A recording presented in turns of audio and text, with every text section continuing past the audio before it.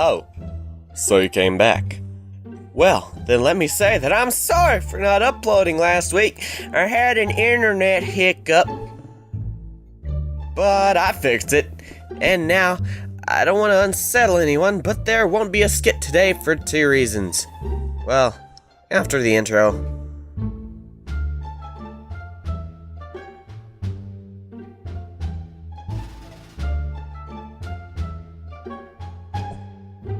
The first reason is, well, Sobek kinda ate a rage berry. Remember in the fun top 10 when we were talking about a plant that Sobek confirmed were in fact berries? I made a pie of those berries, and when he ate a piece, he suddenly burst into rage.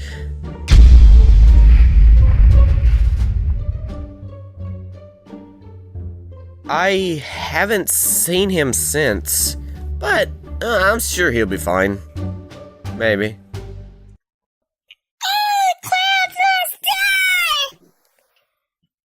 All stop signs must die! Yeah, I need a ticket for one. Thank you. A man must risk being hated if he is ever to feel loved. Oh, microphones must die!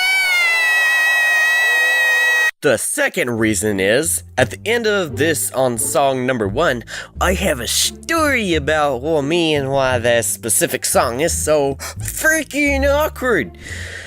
I figured it would be a good prelude to some true story videos so you guys can get to know me better. So without further ado, I welcome you to the top 10 awkward Vocaloid songs. Let us go. Yeah. Sexy demos here to make things real awkward. You best grip those pants tight.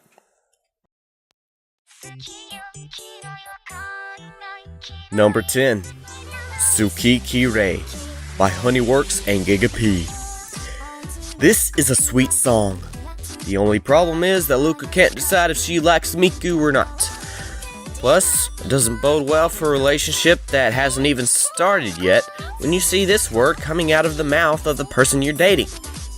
Also, Miku kinda wants 3 kids.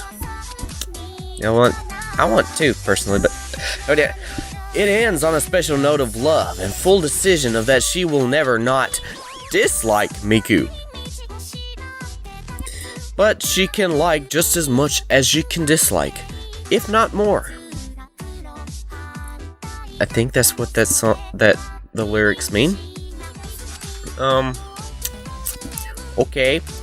Not a perfect thought, but at least she is giving it some effort. I mean, they're only 14. They'll probably break up soon anyway. I swear. Budding teenagers can't get their hormones under control.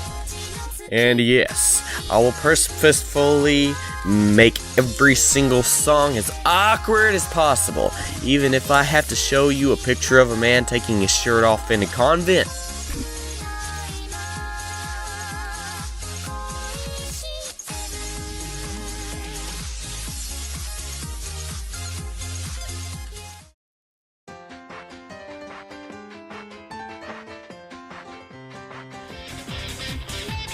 Number 9, Pet Me by Candy P. Remember when you first met a cat girl and you put a collar on her, but then she slowly got attached to you? Yeah, me neither. But I wouldn't mind meeting one if you know what I mean.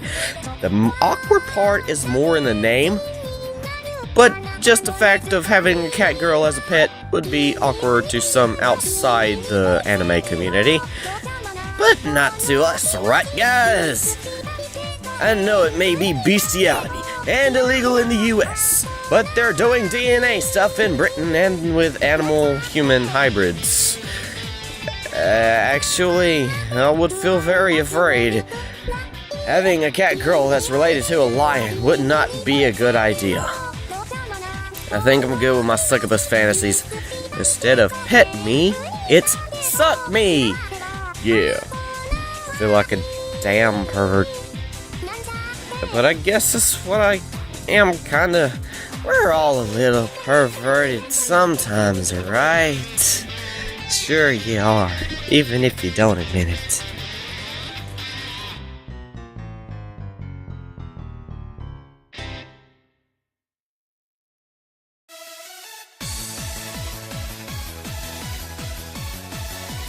Number 8. I Can Take Off My Panties by Takapon G. This is also a very awkward name. Adult Rin tries to go commando in this song. You know, I've always seen Rin as a mature girl, rather than her original image like everybody else sees her.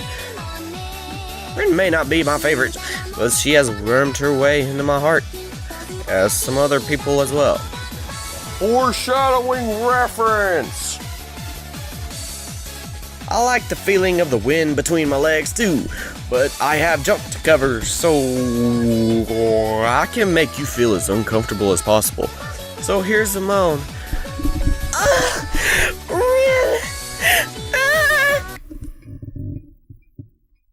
I think I just crossed a line I shouldn't have.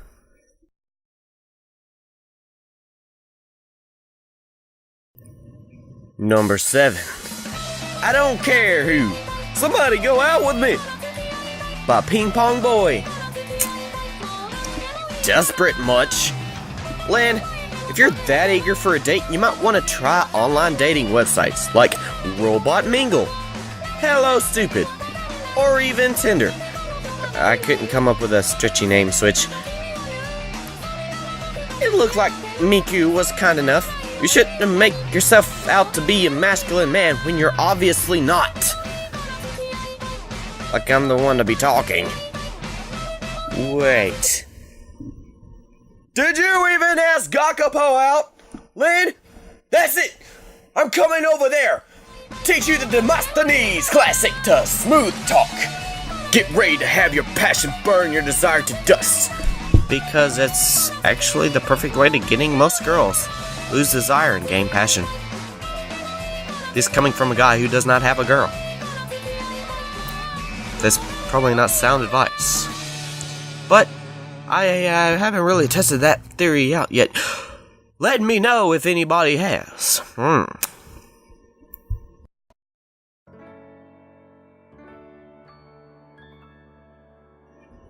Number 6. Walle Uke by ZZ. The original author was Oten P. This is a cover. Holy crap, does this song get weird. I get it, Gakapo. You're insanely infatuated with youngins, but please just calm down. The original version was with Lynn and made originally by Oten P, but I decided to add in a more awkward one to fit the video. And what the hell is it with Yero Guro? You must have some very hardcore fetish. Incidentally, I decided to look up some Ero Guro a while back, and boy, was I disturbed. The specific one I'm talking about was My Chan's Daily Life. Somehow, Guro and lollies don't go together. It would be like killing a cute little kid. That's not awkward. That's beyond decency. I don't judge, but... Hey, Gaka bro, how about while you're at the crosswalk, run head first into the bus? That would be the only legal way Rin would scream your name. I'm pretty sure I just got on the FBI's most wanted list. Some of you already clicked off. If you haven't already, please stay. I'm not that weird. I'm just exaggerating for the video.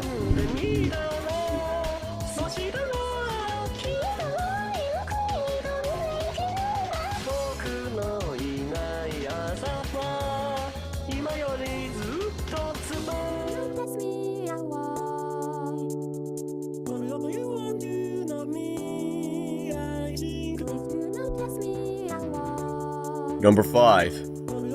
Go Google It by Almond P.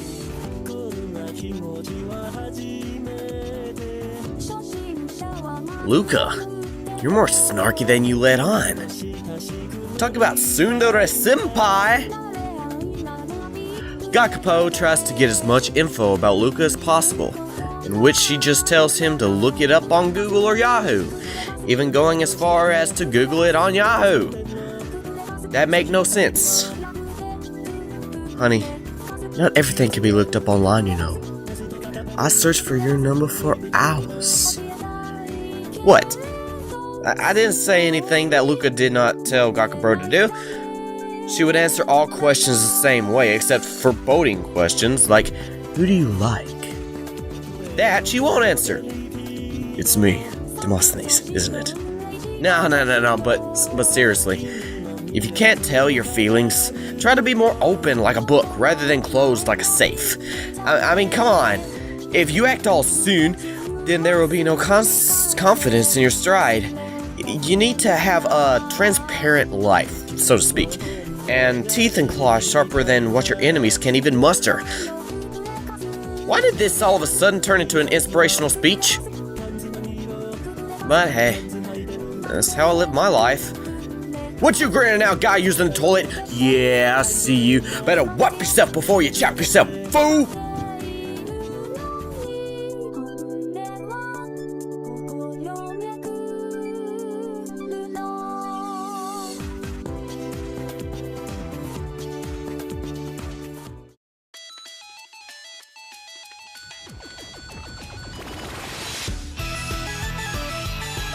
Number 4. Rampaging Lolita by Kairiki Bear.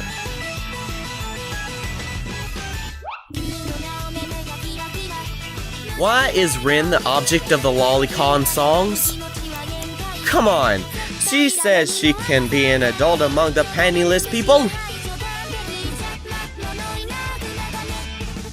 This goes down as one of the cutest, yet creepiest Gumi songs out there. And that's actually saying something. Considering that I never have seen this side of Gumi before, I think this is strange, but a fun song about some very intense feelings toward Rin. But holy crap, lolicon is basically a crime over here in the USA. The song begins to go absolutely haywire at the end. Man, like I said, I'm not one to judge, but Rin's been in sexual situations before, right? She's a Vocaloid, so it's alright, right? No FBI knocking on my door, you'll never get me! I've got camels to thwart your giant soda cans! Oh look, I just turned stupid. Honey, are you thirsty? His mom is a walking glass of milk. I'm drinking. Yeah, baby, you can just come over.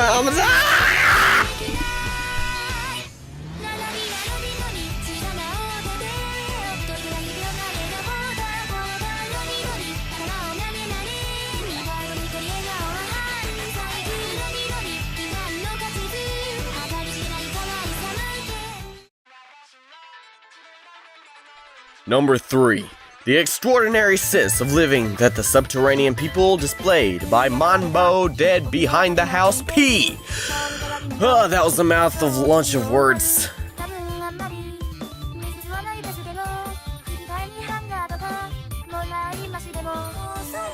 This is a story of weird proportions. An archaeologist falls down a hole and finds an underground group of weirdos that steal and give Gumi their stuff. Which makes absolutely little sense. Did you see those hairy legs take those durians? Like boss legs! If you think this is awkward, it's best you not hear what I have to say, because more than likely it'll be like a sexual innuendo that will make zero sense at all. Hey, just like the song! Poor Gumi. Leg gets left behind by her comrades. Just throw them all down into the hole, girl. Make that song continue forever.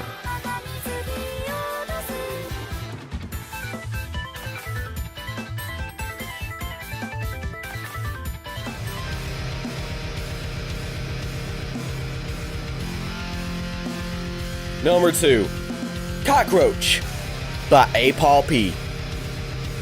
This is a screamo song in English. Pretty short, so I have to hurry up. And pretty good for a song made for the entirely 24-hour Vocaloid challenge, in which you make a Vocaloid song within 24 hours. Obvious. And sounds very weird with the lyrics. Hey Paul, why cockroaches? They're cock! Oh, I get it. You just made an awkward statement without me. I'm not sure if she is talking about an actual cockroach, or... Oh, well, anyway, if she is, then how the heck did you get a cockroach in your skirt, girl? Let alone your panties, Luca? And if it's the other thing, I don't want to see that knife close to that cockroach. My gosh, it's like a small pleasure bug. Oh, admit it, guys. You know you have less than 7 inches on that. Which is the max size for an actual cockroach. Please, Luca, just don't lick it. Do you know the diseases they carry? Who knows, you may get fleas or gonorrhea. I don't know. I'm kinda going nuts over here.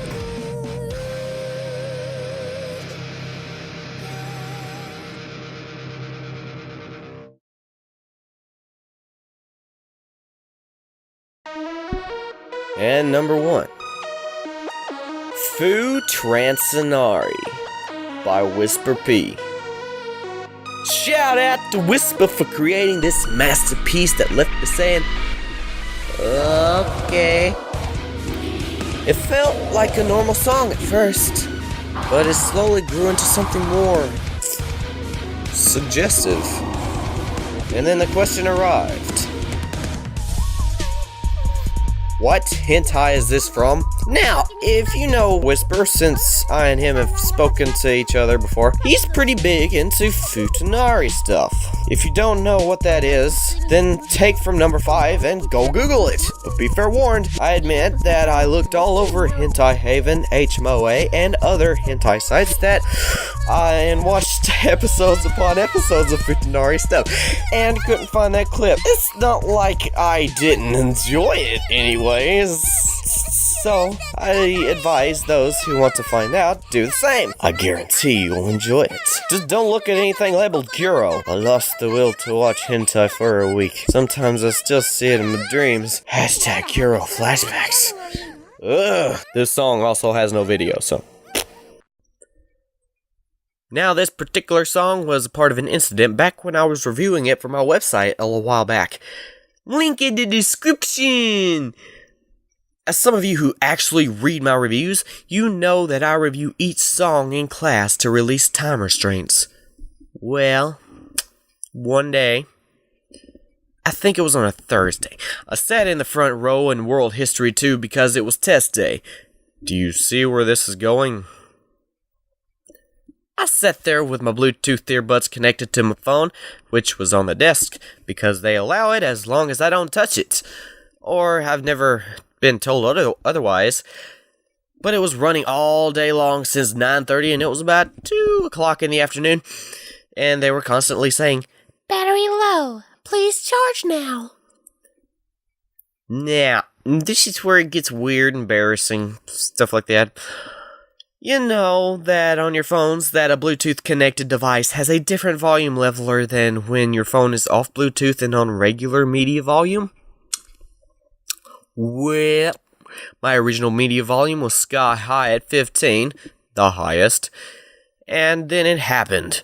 My headphones died, and my phone plays the most awkward part of the song. I should have turned it off. I knew that it would play when I was abruptly disconnected, instead of turning it off manually, but I was too involved in the test to realize. And when I finally did realize, the song had ended and restarted, because that's how I do things, set things on repeat. The whole hentai portion had played as loud as possible in a silent classroom. My face shrunk so much. I felt like I wanted to just jump in a black hole. How? I sat there, so stationary. Not even an earthquake would sway me. Although, it would have been nice if one occurred at that moment. The most horrible part came after the test that I rushed through without acknowledgement. I got an 86, by the way. The next day, I seen my teacher in the hallway. And he came up to me and said, "You know, if you're going to watch hentai, do it at home. It's just weird when you do it at school, even during a test." And I think it's weirder that you're a 65-year-old man and know what hentai actually is. He comes back to say something that would influence this top 10 indefinitely and my view of him.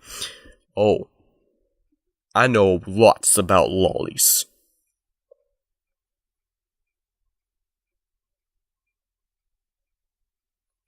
What? I often wonder if that's exactly what he said. Maybe I was just traumatized by the music slip that I misheard. But that class was awkward for the rest of my time there. And I moved to the back of the class, behind a bulky guy, so I wouldn't be seen so easily. I think he retires later this year. Oh, Sabat, how'd your day go? Don't wake me up for another solid month, please. I wonder, how does this pie affect you?